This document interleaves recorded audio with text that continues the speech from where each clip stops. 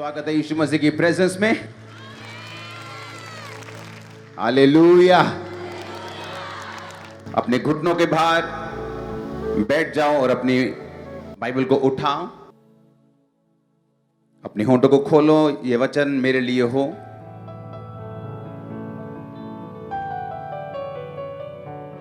मेरी जिंदगी सेम न रहे। मांगो ऊंची आवाज में।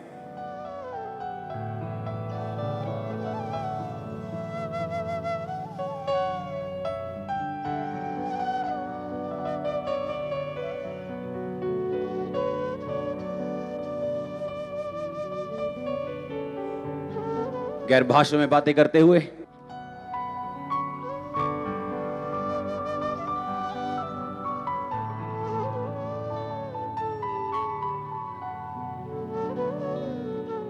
आज उसका रूह आपको छूकर वापस भेजेगा। जिस काम के लिए आप बुलाए गए उस काम के लिए आप आज मसीह भी हासिल करेंगे यीशु मसीह के नाम में। वो स्पिरिट आपको भरेगा भी, आपके साथ यहां से वापस भी जाएगा। वो ग्रेस के साथ आपको भरेगा और ग्रेस वापस जाएगी। आमीन। ऊंचा ये आशीष आपकी है चर्च। मैं कह रहा हूं, आप भी जानते कई बार कि परमेश्वर ने आपको किसी काम के लिए चुना है। आप ग्रेस को रिसीव करने जा रहे हैं। प्रैक्टिकली आप वो काम कर पाएंगे। आमीन। ऊंचा ये बरकत आपकी है। जब एक फौजी अफसर अपने साथी फौजियों को लड़ने के लिए भेजता है, वो ये देखता है कि वो उसे किन लोगों के खिलाफ भेज रहे हैं। क्या उनके पास AK-47 है, क्या तोप है, क्या उनके पास क्या चीज है। बंदूक वालों के खिलाफ वो उन्हें डंडा देके नहीं भेजता, और जहां डंडे की जरूरत है वहां वो बंदूक देके नहीं भेजता। उसी तरह से बाइबल कहती है परमेश्वर ने आपको एक युद्ध दिया है।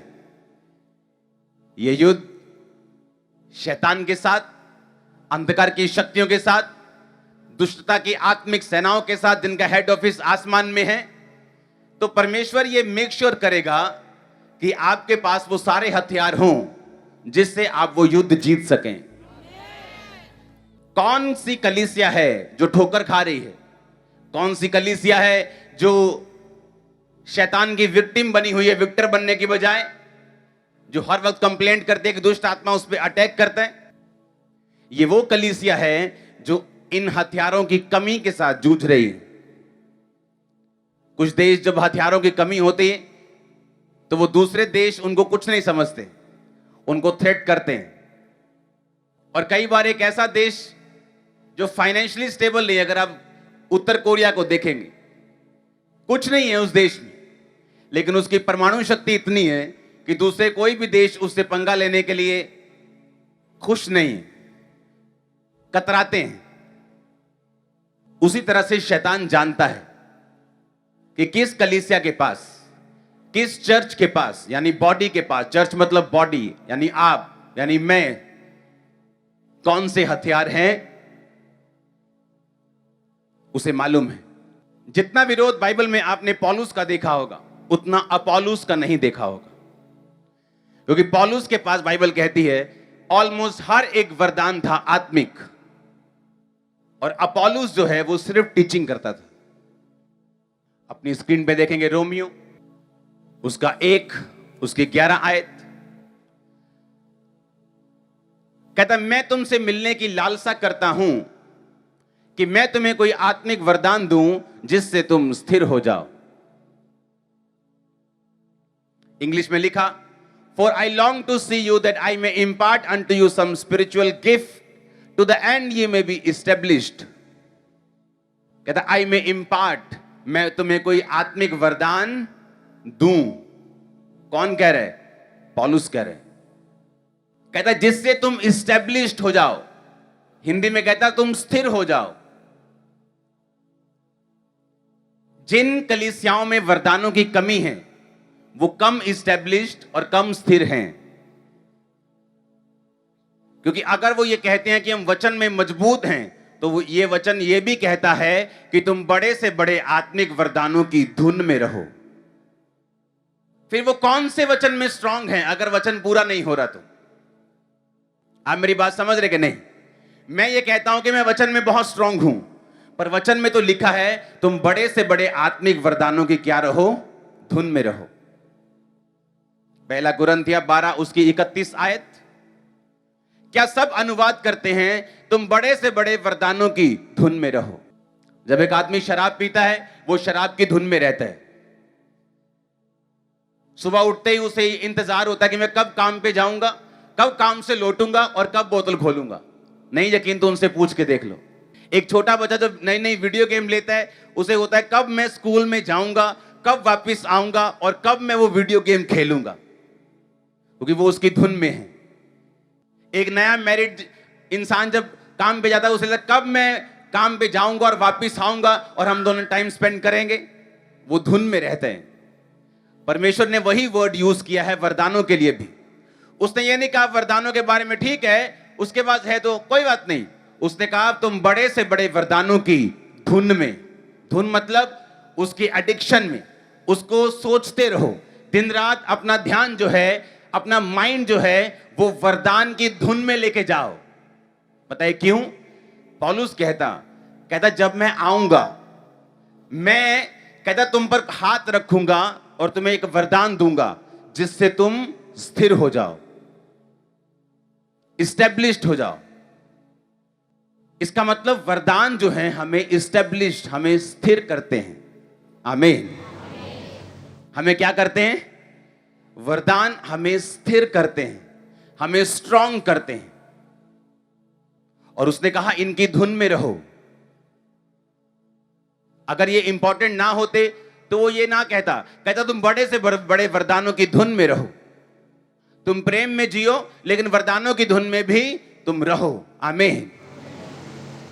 जो यीशु मसीह ने कहा अगर वो लंगड़ों को चलाने से, अंधों को दिखाने से और लकवे के रोगियों को और बीमारों को चंगा करने के वरदान से ना चलता तो कोई भी उनकी बात पे यकीन नहीं करता।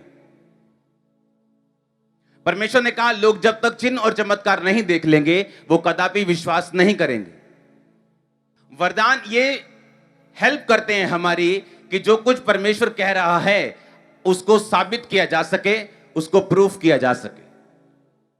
बाइबल कहती परमेश्वर ने मूसा को कहा 70 लोगों को चुन और मैं तुझ में से वो आत्मा जो तुम्हारे ऊपर है मैं कुछ कुछ लेकर उन 70 लोगों के ऊपर डालूंगा और जिन जिन के ऊपर वो आत्मा गया बाइबल कहते हैं वो भी भविष्यवाणी करने लगे। इमेजिन करो अगर मैं विश्वास से भरा हुआ हूं तो परमेश्वर मुझसे बात करता है, मेरे पास अनॉइंटिंग है। आज जब ऑयल से आप पे प्रेयर होगी, आज जब इंपार्ट होगा, इमेजिन करो अगर आप संघर्ष कर रहे हैं लाइफ में, वो विश्वास की स्पिरिट आपके अंदर भी आएगी। आप मेरी बात समझ रहे कि नहीं? पौलुस ने कहा मैं तुम पर हाथ रखूंगा ताकि तुम्हें वरदान दे सकूं, ताकि तुम स्थिर हो जाओ। आमीन। मैं इंपार्ट करूंगा, मैं दूंगा तुमको वो वरदान ताकि तुम स्थिर हो जाओ। और स्थिर होने का मतलब ग्रीक भाषा का 4741वां शब्द हम पढ़ेंगे। इस्टेब्लिश का मतलब, स्थिर का मतलब स्टेरिजो, जिसका मतलब है to turn resolutely in a certain direction. Established, strengthen. Resolutely का मतलब होता है जैसे ये साइंटिस्ट यूज करते हैं, हमारा रेजोल्यूट जा रहा है, आ रहा है। हाँ? इसका मतलब होता है कि एक चीज का दृढ़ता पूर्वक एक दिशा में भागना। आप मेरी बात समझ रहे कि नहीं? सुनो मेरी बात आप ध्यान से। आपको यहां से लेके वहां तक जाना है। ओके ओके, उठ जा, वहां जा, भाग जा भाग जा भाग जा भाग जा। अब ये बंदा परमेश्वर ने इसको बुलाया और इसकी दौड़ है वहां से लेके वहां तक जाना। समझ गए?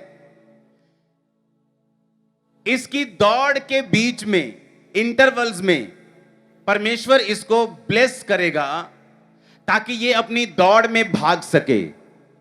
दाऊद दौड़ में भागता रहा, उसके बच्चे, उसके जो भाई थे वो पाप में गिरते रहे, लेकिन वो बाइबल कहती है कि चरवाही के टाइम पे भी परमेश्वर के साथ वफादार था। और जब भागता रहा, प्रभु के साथ सीधी लाइन में चलता रहा, तो शमूएल आया और उसको मसा कर गया। समझ आई कि नहीं? अब वो फिर भागता रहा परमेश्वर की उसी लाइन में, सीधी लाइन में भागता रहा। मुसीबतें बहुत आई, परीक्षाएं बहुत आई, मौत के थ्रेट बहुत आए, लेकिन भागता रहा और 30 साल की उम्र में यहूदा गोत्र का राजा होने के लिए क्या हो गया? मसा किया गया। अब की फिर क्या किया? भागता रहा, फिर भागता रहा, फिर भागता रहा। 37.5 साल की उम्र में उसको इजराइल का राजा होने के लिए मसा किया। अब सुनो, ये बंदा मसीह में है और परमेश्वर ने इसको बुलाया कि यहां से लेके वो उधर तक तुम्हारी दौड़ है। आजा भी आराम से, आराम से, आराम से, ये इसकी दौड़ है, ये चल रहा है। आजा, आजा। अब टाइम आया, रुमाल दे दो भाई। यहां तक पहुंच गया, एक गिफ्ट मिला। आजा आगे, आजा आगे, आजा आजा। आप मेरी बात समझ रहे कि नहीं? ये चलता जा रहा है सीधी लाइन में। अब लाइन एक इधर भी जाती है लेडीज की तरफ।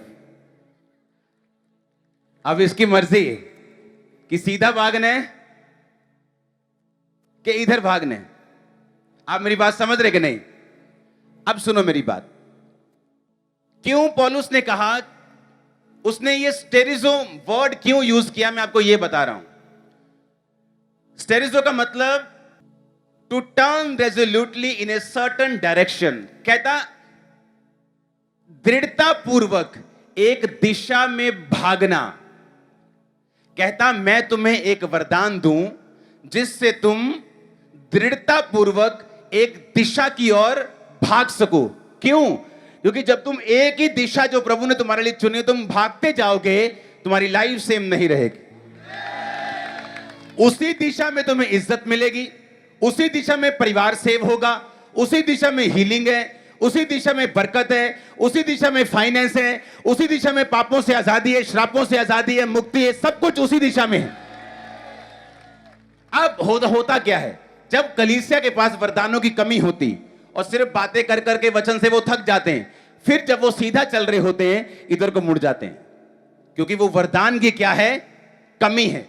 इसलिए पौलुस ने क्या कहा? उसने ये कहा कि मैं आकर तुम्हें सिखाऊंगा। उसने कहा मैं इंपार्ट करूंगा। उसने ये नहीं कहा मैं, वो वचन की शिक्षा में सबसे अधिक था वो पौलुस के ऊपर कोई नए नियम में वचन की शिक्षा में स्ट्रांग नहीं था। सबसे अधिक कलीसियाएं पौलुस ने स्थापित की। पूरा यूरोप, पूरा वो एरिया पौलुस ने प्रचार कर करके भर दिया था। एरिया में जगह नहीं थी जहां प्रचार नया कर सके, इतना प्रचार वो कर चुका था। वो पौलुस कह रहा है जो वचन में गहरा था, वो पौलुस कह रहा है जो कलीसियां स्थापित करता था। कहता मैं तुम्हारी लाइफ में कुछ इंपार्ट करूंगा ताकि तुम एक सर्टेन डायरेक्शन में दृढ़ता पूर्वक भाग सको। पास्टर्स क्या करते हैं? पहले तो वरदान नहीं होता, जब प्रार्थना करते हीलिंग नहीं होती, प्रार्थना करते डिलीवरेंस नहीं होती, फिर धीरे धीरे वो उस डायरेक्शन की ओर दौड़ना छोड़ देते हैं और अपनी डायरेक्शन चेंज कर लेते हैं। कोई पाप में गिर, आपको कुछ नहीं मालूम होता कलीसिया को क्या हो रहा है। कोई पाप में गिर जाता है, कोई फाइनेंस की प्रॉब्लम में गिर जाता है और कलीसिया को कुछ मालूम नहीं होता। और जब पुलपिट पे आता है तो वो भी वरदानों, जब वरदान मिलते नहीं, वरदान होते नहीं, क्योंकि संगति ऐसी नहीं। जिस वरदान के विषय में आप क्रिटिसाइज करेंगे, आप नेगेटिव बोलेंगे, आपकी अपनी लाइफ में वो वरदान कभी काम नहीं करता। हालेलुया। जब परमेश्वर आपको वरदान देता है, वो वरदान से आपका फेथ हाई होता है कि मैंने अभी इस पे प्रार्थना की थी, इसका ब्रेन डेड था, हील हो गया। ओ, इसका कैंसर था, हील हो गया। ये पागल था। वो वरदान क्या करता है? तुम्हारी हेल्प करता है कि तुम उस दिशा को ना छोड़ो और उस दिशा में भागते रहो। अब मेरी बात समझ रहे कि नहीं? अब उस दिशा में व्यभिचार भी आएगा जो आपको इधर उधर खींचेगा, लालच भी आएगा, दुख भी आएगा, हर तरह की चीज भी होगी आपके साथ। आप जब भाग रहे हैं इधर से इधर, तो रास्ते में क्या है? पाप भी है। लेकिन जब वरदान आपकी लाइफ में होते हैं, आपको मालूम होता है कि ये मुझे डिस्ट्रैक्ट करने के लिए हैं, ये पाप मुझे उस दिशा में भागने से रोकने के लिए है, क्योंकि उस दिशा में परमेश्वर ने कहा मेरे मार्गों में उत्तम पदार्थ पाए जाते हैं, शैतान नहीं चाहता कि आप उन उत्तम पदार्थों की ओर पहुंचे। सारी उम्र लग जाती लोगों को, अपनी फैमिली को कन्विंस नहीं कर पाते। और जब आप परमेश्वर में सही रीति के साथ एक दिशा में भागते हैं, आप खुद अपनी फैमिली की साल्वेशन का कारण बनते हैं। यह मैंने देखा है अपनी लाइफ में। और अगर हम उसी दिशा से भटक जाएं तो क्या होगा? इसलिए पौलुस ने कहा, आई मे इम्पार्ट, मैं कुछ तुम्हें वरदान दूं जिससे तुम स्टेरिजो हो जाओ, तुम स्थिर हो जाओ, तुम एक सर्टन डायरेक्शन में, एक दिशा की ओर दृढ़तापूर्वक पांव जमा के तुम भाग सको। क्योंकि ये जरूरी है, क्योंकि जब तुम दृढ़तापूर्वक उस दिशा में चलोगे तो उस रास्ते में परमेश्वर की विजिट होगी तुम्हारी लाइफ में। जिस तरह दाऊद की लाइफ में जब वो 16-15 साल का होगा, फिर उसकी लाइफ में हुई जब वो 30 साल का था, फिर उसकी लाइफ में हुई जब वो 37 साल का था। आमीन, हालेलुया, हालेलुया। कितना जरूरी है आपका वरदान पाना। खाना पकाने वाले लोग, 7 लोग जो खाना पकाते थे, वो भी वरदानों से भरे हुए थे। सिर्फ पास्टर्स नहीं, विश्वासी भी, सिर्फ पास्टर्स नहीं, चर्च के इवेंजलिस्ट भी वो वरदानों से भरे हुए थे। क्योंकि जो वरदान है, वरदान को इंग्लिश में गिफ्ट कहते हैं, और गिफ्ट को यूनानी भाषा में हम पढ़ेंगे 5486वां यूनानी भाषा का शब्द जिससे बाइबल ट्रांसलेट हुई। गिफ्ट का मतलब है करिश्मा। क्या है? करिश्मा। बोलते ना कैरिस्मेटिक क्रिश्चियंस, चमत्कार मसीह के ऊपर बिलीव करने वाले, कैरिस्मेटिक बोलते हैं उसको, मतलब गिफ्टेड, मतलब अनॉइंटेड। गिफ्ट का मतलब है करिश्मा। इसका मतलब है मिरेकलस फैकल्टी। इसका मतलब है रिलीजियस क्वालिफिकेशन। आपका रिश्ता होता है, वो तो पूछते हैं कितना पढ़े लिखे हो, कितनी पढ़ी लिखी हो, तुम्हारी क्वालिफिकेशन क्या है? आत्मिक क्वालिफिकेशन भी है। गिफ्ट का मतलब है रिलीजियस क्वालिफिकेशन। जितने ज्यादा गिफ्ट उतनी ज्यादा डिग्रियां। मैं थोड़ी बोल रहा हूं, कौन बोल रहा है? असली बाइबल बोल रही है, जो यूनानी भाषा में छापी गई थी। हां, जिसका मतलब क्या है? Religious qualification. इसका मतलब चाहे तुम बड़े से बड़े नाम जोड़ लो अपने साथ, किसी बड़ी संस्था के हेड बन जाओ, लेकिन अगर तुम्हारी लाइफ में गिफ्ट्स की कमी है तो अभी भी रिलीजियसली तुम क्वालिफाइड नहीं हो, तुम अनपढ़ हो। अभी भी नाम तुम्हारा बड़ा हो सकता है, पर अगर गिफ्ट्स नहीं है लाइफ में तो तुम क्वालिफाइड नहीं हो स्पिरिचुअली। एक पढ़ा लिखा बंदा जब शरीर में पढ़ लिख जाता है, उसे वो संघर्ष नहीं होते जो आम लोग करते हैं मोस्टली। हां, उसे कंपनीज भी चाहती हैं, उसे सरकार भी चाहती है कि भाई साहब अच्छा आईएएस की पढ़ाई पास की थी, कुछ तो आईएएस पास करके भी आईएएस में नहीं जाते, उससे भी आगे आगे कहीं निकलने की कोशिश करते हैं। आप समझ रहे हैं मेरी बात? क्वालिफाइड है वो इंसान, पढ़ा लिखा है, उसकी वैल्यू है। गिफ्ट का मतलब है करिश्मा, रिलीजियस क्वालिफिकेशन कितनी है आपकी? क्या आप रिलीजियस क्वालिफाइड हैं? क्या आप आत्मिक रीति से पढ़े लिखे हैं? तो जितने गिफ्ट्स हैं उतने आप पढ़े लिखे हैं, उतना ही लाइफ आसान है, उतनी मिनिस्ट्री आसान है। आप समझ रहे कि नहीं? तो गिफ्ट्स क्या करेंगे? गिफ्ट्स आपकी लाइफ को, मिनिस्ट्री को, आपकी परिवार की जो जिंदगी है उसे आसान कर देंगे। आपका फेथ एक अलग लेवल पे होगा, आप एक डायरेक्शन में भाग सकेंगे और आपको मालूम होगा आप सही दिशा में भाग रहे हैं। अनॉइंटिंग और गिफ्ट्स आपकी हेल्प करते हैं। उसने कहा मैं तुम्हें एक कैरिश्मा दूं, कुछ रिलीजियस क्वालिफिकेशन तुम्हें दूं ताकि तुम सर्टेन डायरेक्शन में, एक दिशा में भाग सको। इसलिए जो लोग उन जीवित चर्चों का हिस्सा है जहां पे वचन, जहां पे प्रचार, जहां पे सामर्थ सब कुछ है, उनका विश्वास दूसरे लोगों से ज्यादा है। बिना विश्वास के लोग बोते भी नहीं है। जितना किसी का फेथ ज्यादा है उतना उसका बोना भी ज्यादा है, क्योंकि सारा कुछ जो उसकी लाइफ के आसपास है क्रिश्चियनिटी में वो एक्टिव रहता है। अगर आप उसको रात को कॉल करोगे, अच्छा हमें सुबह जाना है इवेंजलिज्म के लिए, ठीक है जी, क्योंकि उसका फेथ एक्टिव है, चर्च बढ़ेगी। अगर आप उसको कॉल करेंगे, अच्छा बीज बोने है, अच्छा ठीक है जी, आप उसे कॉल करेंगे फास्टिंग करनी है 3, उसका फेथ एक्टिव है उस गिफ्ट के कारण, और वो भाग रहा है, इसलिए वो सब चीजों में रिस्पॉन्ड करेगा। आप मेरी बात समझ रहे कि नहीं? कितना जरूरी है एक पास्टर का, एक कलीसिया का, एक विश्वासी का, एक इवेंजलिस्ट का उन वरदानों को पाना जो पौलुस कहता है तुम बड़े से बड़े वरदानों की धुन में रहो, इग्नोरेंट ना रहो।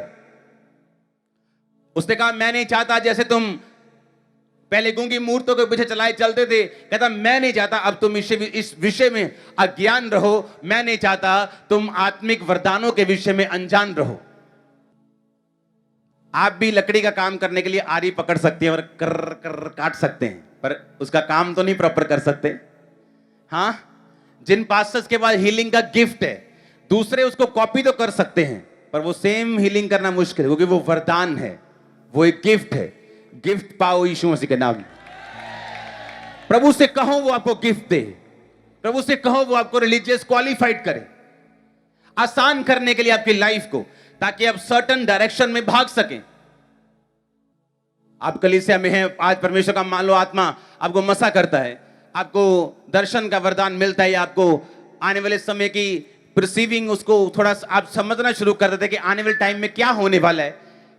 आप अपने हस्बैंड के लिए प्रेयर कर रहे हैं और परमेश्वर का आत्मा आपसे कुछ बात करना शुरू कर चुका है, आप अपने हस्बैंड को बता सकती हैं। ऐसी कई चीजें हैं जो आपके साथ होनी शुरू होती है जब आप वरदानों की धुन में रहते हैं। कितने समझ रहे हैं?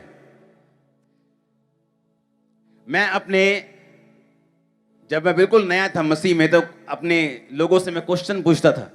मैंने कहा यार ये वाला बंदा, इसके पास पूरे वरदान लगते हैं। कहना हाँ यार ये देखो तो है यार, 9 दिन 9। मैंने कहा यार ये गाने सुनता होगा, हिंदी गाने, क्योंकि उस समय हम गाने सुनते थे, हिंदी गाने। 3-4 महीने हुए थे परमेश्वर में आए। कहे नहीं यार वो तो नहीं गाने सुनता हूं। चलो आज से हम भी नहीं सुनेंगे, हमें भी वरदान चाहिए। आप वरदानों की धुन में रहेंगे, आपको मालूम है व्यभिचार नहीं करेंगे, अगर आप चोरी करेंगे, अगर आप गुनाह करेंगे, पाप करेंगे, जेलसी करेंगे, निंदा करेंगे, चुगली करेंगे, आप मालूम है आपको रिलीजियस क्वालिफिकेशन नहीं मिलेगी। जो वरदान के ऊपर और स्पिरिचुअल लाइफ के ऊपर मनन करने वाला व्यक्ति पाप से भी बचा रहता है, और इस तरह से वो दृढ़तापूर्वक एक दिशा में भागता है। जब वो एक दिशा में भागता है, सारी ब्लेसिंग्स उसको फॉलो करती हैं। आज प्रभु आपको छूता है, आपको वरदान मिलता है, आपके अंदर एक स्पिरिट आपको मिलती है कि आपको मालूम हो जाता है आने वाले टाइम में क्या करना है, मेरे बच्चे को किस दिशा में जाना चाहिए, मेरे परिवार को किस दिशा में जाना चाहिए, कौन से सब्जेक्ट चूज करने चाहिए। परमेश्वर आपसे खुद बात करे। वरदान आपको स्थिर करने के लिए है, स्थिर करने के लिए, एस्टेब्लिश्ड। आप जम जाओगे। मैंने कहा आप जम जाओगे, कहते ना जम गया काम। इसकी धुन में रहो। फिर से पढ़ेंगे कुरिन्थियों 12:31, तुम बड़े से बड़े वरदानों की धुन में रहो। आमीन। उसके आगे पौलुस प्रेम का मार्ग बताता है, वो भी करो, लेकिन वरदानों की धुन में भी रहो। पहला कुरिन्थियों उसके 12 से 4 से 11। वरदान तो कई प्रकार के हैं, परंतु आत्मा एक ही है, और सेवा भी कई प्रकार की है, परंतु प्रभु एक ही है, और प्रभावशाली कार्य कई प्रकार के हैं, परंतु परमेश्वर एक ही है, जो सब में सब प्रकार का प्रभाव उत्पन्न करता है। आमीन। किंतु सबके लाभ पहुंचाने के लिए एक को, हर एक को आत्मा का प्रकाश दिया जाता है। एक को आत्मा के द्वारा बुद्धि की बातें, दूसरे को उसी आत्मा के द्वारा ज्ञान की बातें। कौन देता है वरदान? पवित्र आत्मा। जब आप धुन में रहते हैं, आप जाएंगे भी तो मनन करते हुए, आएंगे तो मनन करते हुए, प्रार्थना करेंगे, काम करेंगे, लेकिन दिमाग में स्पिरिचुअल चीजें रखेंगे। ये उन लोगों के लिए है। आमीन। उसने कहा वरदान कई प्रकार के हैं, सेवा कई प्रकार की है, लेकिन आत्मा एक ही है जो वरदानों को बांटता है। एक को उस आत्मा के द्वारा बुद्धि की बातें दी जाती हैं। कौन सी बातें? बुद्धि की बातें। यह वरदान यीशु मसीह के अंदर था, यह वरदान पौलुस के अंदर था। ये वो बुद्धि की बातें नहीं जो आम लोग बुद्धि की बातें करते हैं। कि पोते इधर ना जाया कर, वो ना कराया कर। ये वो वाली बुद्धि की बातें नहीं। बुद्धि की बात ये परमेश्वर की एक स्पेशल विजडम होती है जो बहुत कम लोगों में पाई जाती है। जब पौलुस को पकड़ लिया गया और पौलुस जानता था कि दो ग्रुप ने उसे पकड़ा है, एक सदूकियों का, एक फरीसियों का। सदूकी नहीं मानते जी उठना है, फरीसी मानते जी उठना है। उसने कहा मेरे भाइयों मेरा न्याय हो रहा है कि जी उठने के विषय में। जैसे ही उसने कहा मेरा न्याय हो रहा है जी उठने के विषय में, वो दोनों ग्रुप आपस में लड़ने लगे। क्योंकि एक बोलता है मैं जी उठने के बारे में बिलीव नहीं करता हूं, दूसरा कहता नहीं नहीं यार तू दास आपस में लड़ पड़े। वो पौलुस को मालूम था कौन सी बात कैसे करनी। यीशु मसीह के पास आए और कहा कि टैक्स देना सही है बताओ। अब यीशु मसीह को पता क्यों बोला उन्होंने? बाइबल कहती है कर दो, टैक्स ना चुराओ। पता है आपको? वो यीशु मसीह के मुंह से ये सुनना चाहते थे ताकि जो लोग यीशु मसीह के पास थे वो इतने ऑप्रेस्ड और इतने डिप्रेस्ड थे, सरकार से इतने दुखी थे कि अगर यीशु मसीह कह देते कर दो तो वो लोग यीशु मसीह से ऑफेंड हो जाते, यीशु मसीह से ठोकर खा जाते। तो यीशु मसीह ने कौन सा वरदान यूज किया? बुद्धि का। यीशु मसीह ने कहा सिक्का है तुम्हारे पास? कहते हैं। कहते दिखाओ। कहते किसकी मूर्त है? कहते राजा की। यीशु मसीह ने कहा जो राजा का है वो राजा को दो, जो परमेश्वर का है वो। तो लोग बैठे सुन रहे, हाँ हाँ ठीक है, ठोकर खाने से बच गए। कौन सा वरदान था ये? बुद्धि का वरदान था। यीशु मसीह के पास आए, बोलेगी तो ये काम किस सामर्थ्य और किस नाम और किस अधिकार से करता है? ताकि यीशु मसीह को बोले परमेश्वर, तो वो बोले पुराने नियम तो उसे लिखा नहीं, उसे पकड़ लें, लोगों के सामने उसे झूठा साबित करें। लेकिन यीशु मसीह ने कहा मैं तुमको बता दूंगा, लेकिन तुम ये बताओ कि यूहन्ना का बपतिस्मा स्वर्ग की ओर से था या मनुष्यों की ओर से था। अगर वो बोलते कि मनुष्यों की ओर से था तो लोगों से मार खाते, क्योंकि लोग जानते थे कि वो एक प्रॉफिट है। तो अगर वो बोलते कि परमेश्वर की ओर से था तो फिर यीशु मसीह पूछते फिर मारा क्यों, उसको बचाया क्यों नहीं? ये कौन सा वरदान था? बुद्धि का। हालेलुया। कई बार आपसे क्वेश्चन किए जाते हैं, जहां आप हां करेंगे तो भी मरेंगे, ना करेंगे तो फंसेंगे। तो वहां पर बुद्धि का वरदान आपकी लाइफ में काम करता है। और ये सारे वरदान आपको पढ़ने हैं। बुद्धि का वरदान, ज्ञान का वरदान। ये वो ज्ञान नहीं जो हम धरती के ज्ञानी लोग आपस में ज्ञान बांटते हैं। ये सुपरनैचुरल ज्ञान है, सुपरनैचुरल विजडम है, सुपरनैचुरल नॉलेज है। यीशु मसीह के पास थी कि जा अपने पति को बुला लेके आ। उसने कहा नहीं मेरा कोई पति नहीं। यीशु मसीह ने कहा तेरे कितने पति रह चुके हैं? 5। और जिसके पास तू अब रहती है वो भी तेरा पति नहीं। सही कहा तूने। उसने कहा मुझे लगता है तू भविष्यद्वक्ता है। यीशु मसीह ने कहा जिसको तू ढूंढ रही है मसीह को मैं वही हूं। कहा कौन सा वरदान था ये? ज्ञान का वरदान। ज्ञान यानी सुपरनैचुरल नॉलेज, आने वाले टाइम के विषय में या किसी व्यक्ति के पास के विषय में, उसे ज्ञान का वरदान बोलते हैं। हालेलुया। विश्वास का वरदान, चंगा करने का वरदान, सामर्थ्य काम करने का वरदान, गैर भाषा बोलने का वरदान, आत्माओं की परख का वरदान, गैर भाषा का अर्थ बताने का वरदान। कई तरह के वरदान हैं जो बाइबल में लिखे हुए हैं और ये आपको क्या करते हैं? स्थिर करते हैं। आमीन। क्या करते हैं? आपको स्थिर करते हैं और आपकी हेल्प करते हैं कि एक दिशा की ओर आप भाग सकें।